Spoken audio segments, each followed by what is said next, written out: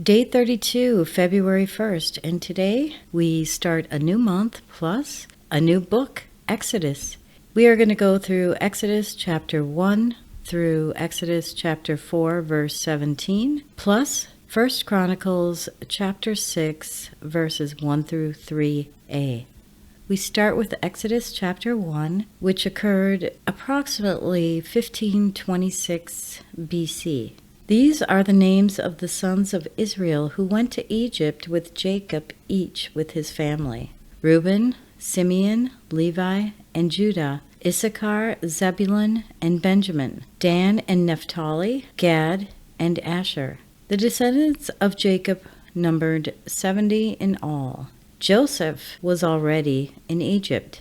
Now Joseph and all his brothers and all that generation died, but the Israelites were exceedingly fruitful. They multiplied greatly, increased in numbers, and became so numerous that the land was filled with them. Then a new king, to whom Joseph meant nothing, came to power in Egypt. "Look," he said to his people, "the Israelites have become far too numerous for us. Come, we must deal shrewdly with them, or they will become even more numerous, and if war breaks out, will join our enemies, fight against us, and leave the country." So they put the slave masters over them to oppress them with forced labor, and they built Pithom and Ramses as store cities for Pharaoh. But the more they were oppressed, the more they multiplied and spread. So the Egyptians came to dread the Israelites and worked them ruthlessly. They made their lives bitter with harsh labor in brick and mortar and with all kinds of work in the fields. In all their harsh labor, the Egyptians worked them ruthlessly. The king of Egypt said to the Hebrew midwives,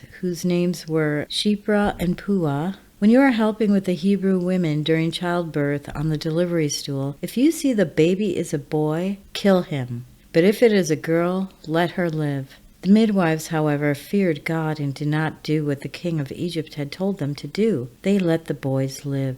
Then the king of Egypt summoned the midwives and asked them, "Why have you done this? Why have you let the boys live?" The midwives answered Pharaoh, "Hebrew women are not like Egyptian women. They are vigorous and give birth before the midwives arrive." So God was kind to the midwives, and the people increased and became even more numerous. And because the midwives feared God, he gave them families of their own.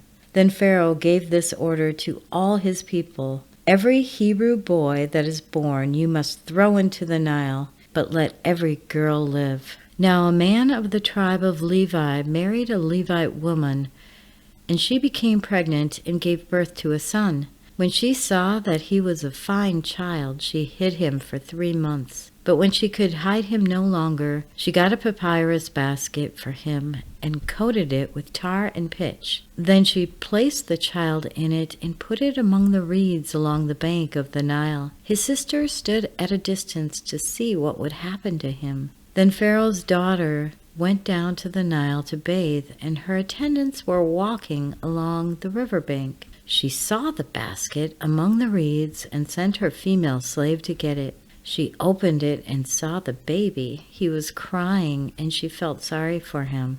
"This is one of the Hebrew babies," she said.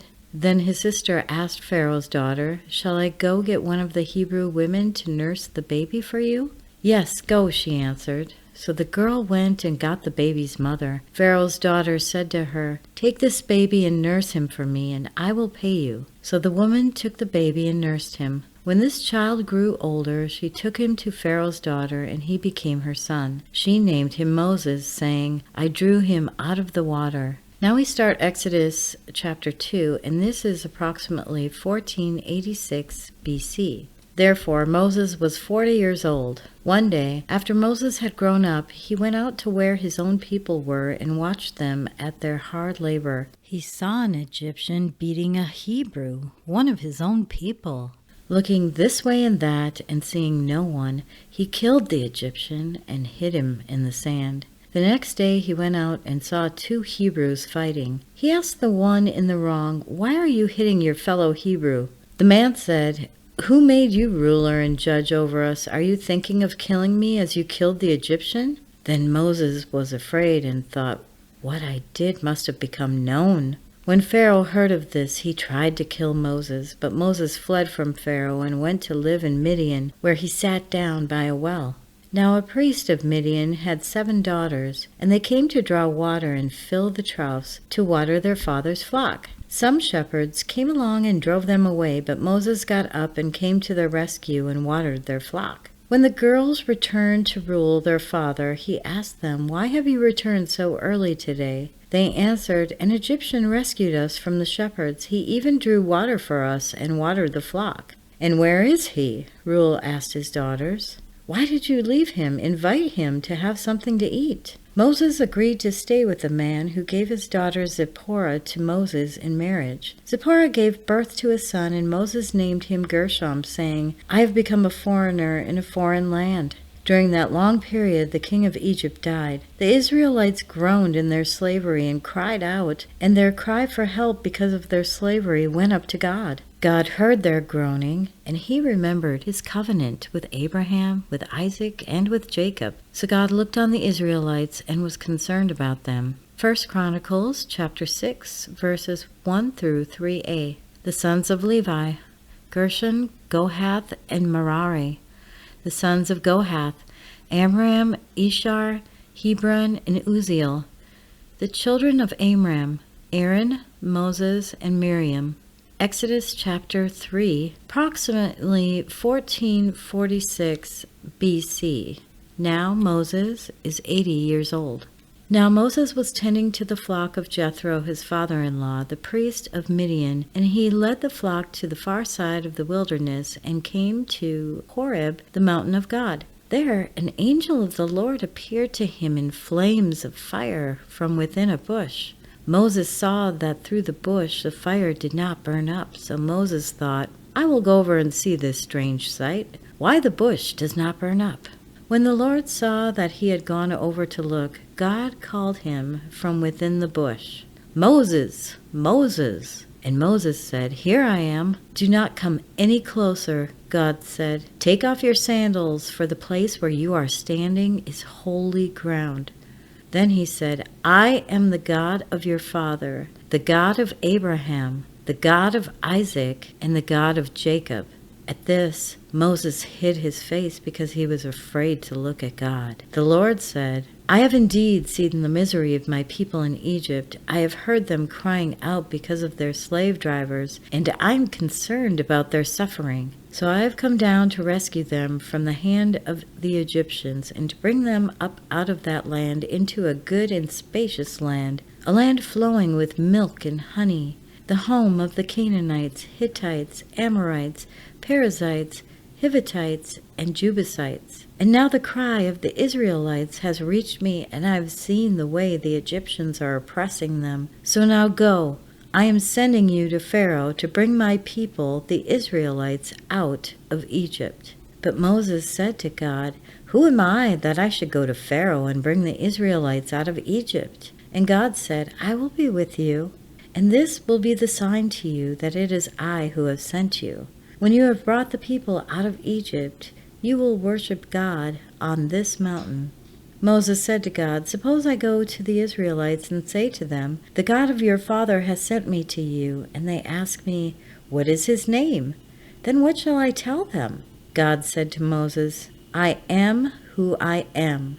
This is what you are to say to the Israelites. I am has sent me to you." God also said to Moses, "Say to the Israelites, 'The Lord, the God of your fathers, the God of Abraham, the God of Isaac, and the God of Jacob, has sent me to you.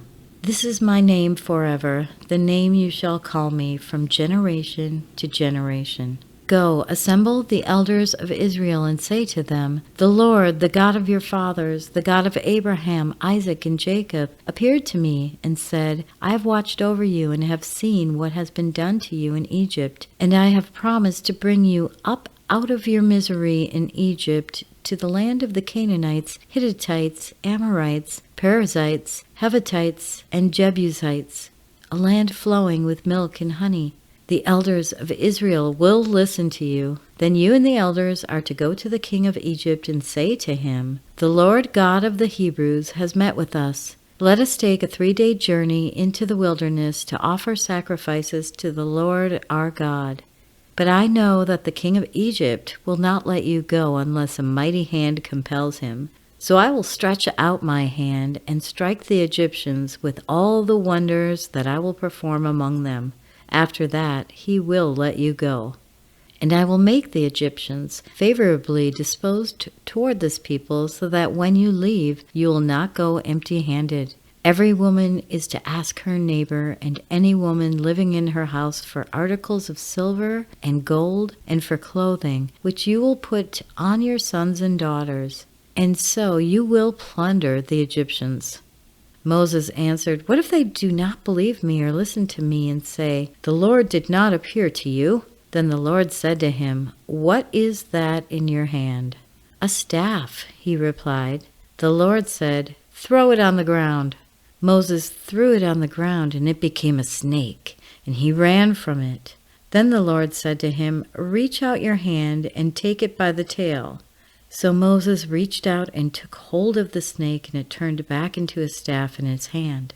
"This," said the Lord, "is so that they may believe that the Lord, the God of their fathers, the God of Abraham, the God of Isaac, and the God of Jacob, has appeared to you." Then the Lord said, "Put your hand inside your cloak." So Moses put his hand into his cloak, and when he took it out, the skin was leprous. It had become as white as snow.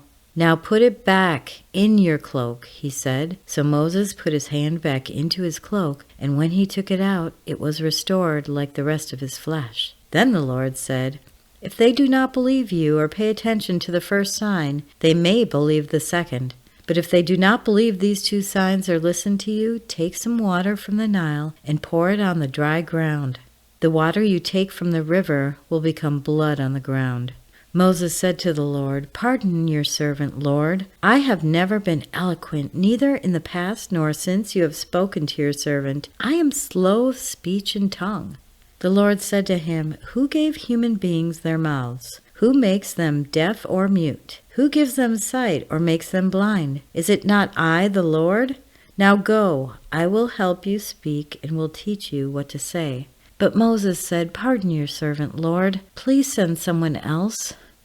Then the Lord's anger burned against Moses, and he said, "What about your brother Aaron the Levite? I know he can speak well. He is already on the way to meet you, and he will be glad to see you. You shall speak to him and put words in his mouth. I will help both of you speak, and will teach you what to do. He will speak to the people for you, and it will be as if he were your mouth, and as if you were God to him. But take this staff in your hand so you can perform the signs with it." And that concludes today's reading. If you have thoughts to share or questions to ask, we do fellowship in Telegram and on the X community for the Chronological Bible Study. You can find links to those in the description. I really encourage everyone to ask questions. Don't hold back. No question is silly or stupid, and we're all learning. We're learning together. We want to help each other. We want to build up that fellowship. Thank you so much for listening to today's reading, and we will be back tomorrow with our next one. Have a blessed day, my friends. While shepherds kept their watching over silent flocks by night, behold, throughout the heavens there shone a holy light. Go tell it on the mountain, over the hills and everywhere. Go tell it on the mountain that Jesus Christ is born.